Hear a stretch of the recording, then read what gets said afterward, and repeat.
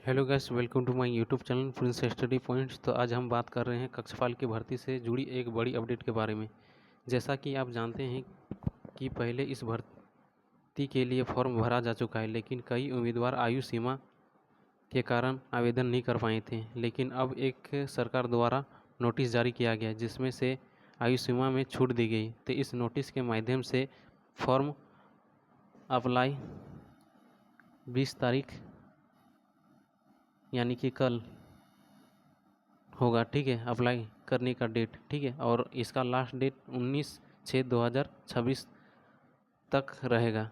ठीक है, तो इसलिए सभी योग्य उम्मीदवार के लिए निवेदन है कि अवसर का पूरा लाभ उठाइए और हम अब समय रहते अपना फॉर्म भरें। और हाँ, जानकारी को अपने दोस्तों के साथ ज़रूर शेयर करें ताकि कोई भी इस मौके से वंचित ना रहे। Thank you very much.